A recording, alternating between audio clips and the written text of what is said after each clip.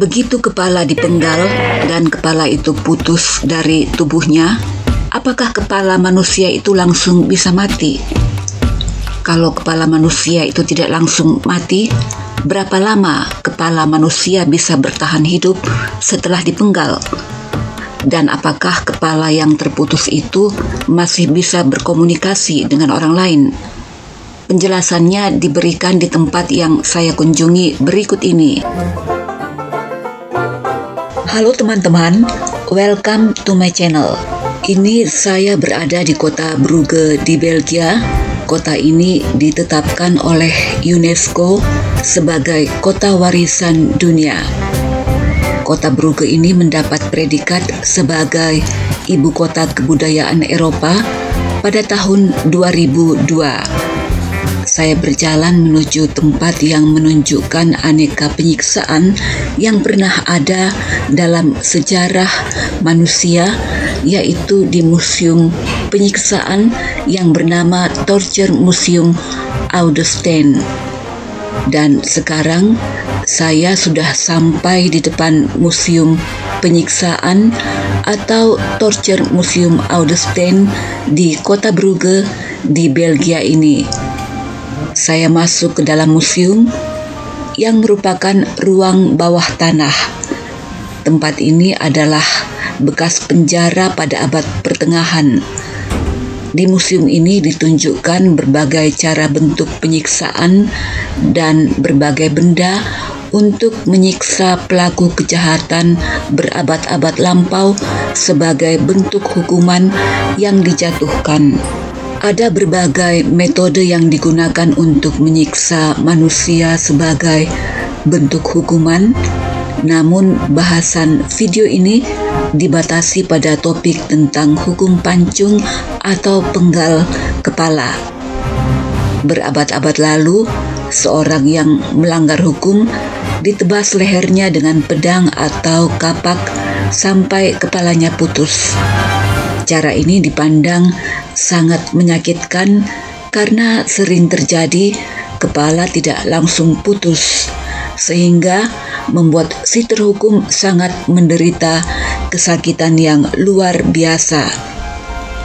Oleh karena itu, pada abad ke-18 menjelang terjadinya revolusi Perancis, seorang dokter di Perancis menemukan cara pancung yang lebih mudah dan efisien yang mempercepat kematian si terhukum. Alat untuk memenggal kepala ini disebut giotin. Nama giotin ini diambil dari nama penemunya, yaitu seorang dokter di Perancis yang juga anggota parlemen di Perancis bernama Dr. Joseph Ignace Guillotin.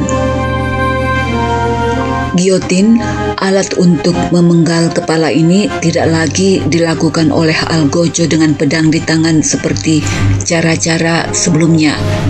Kepala korban diletakkan di atas lekukan kayu, lalu dari atas ke arah leher korban dijatuhkan bingkai besi sangat berat dengan besi pemotong yang sangat tajam.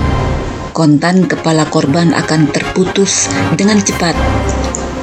Hukuman penyiksaan pada abad lampau dipertontonkan kepada publik. Ini dimaksudkan untuk menimbulkan efek jera agar orang tidak mengulangi kejahatan serupa.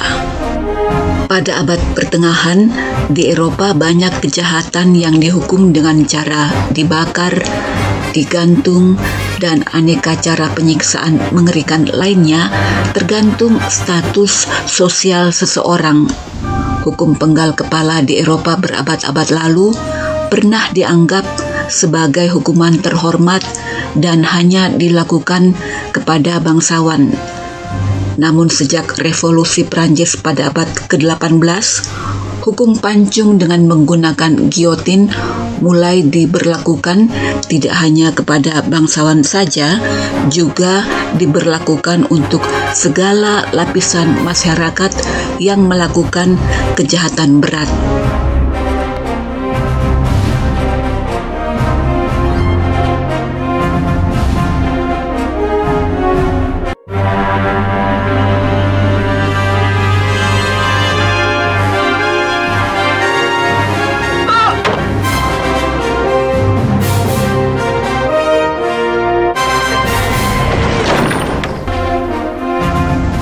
Hukum penggal kepala di Perancis terakhir terjadi pada abad ke-20 tahun 1977 untuk menghukum Hamida Djandobi, pria Tunisia, atas kejahatannya menculik, menyiksa, dan membunuh seorang gadis 22 tahun.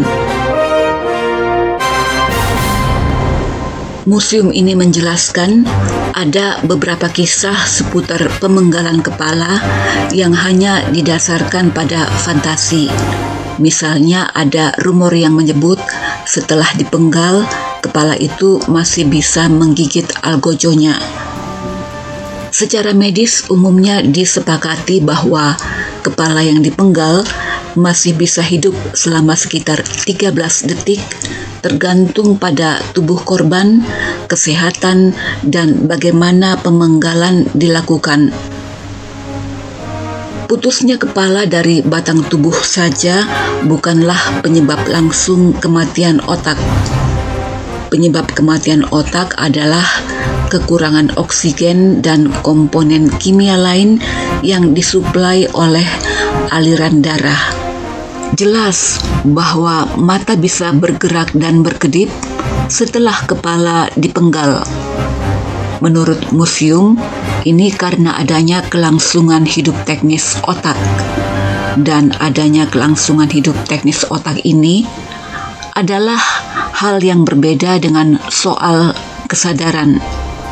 Pertanyaan selanjutnya yang muncul adalah, apakah kepala terpenggal tersebut masih bisa sadar? Meskipun kelangsungan hidup teknis otak masih bekerja, ini tidak berarti bahwa kepala itu masih sadar.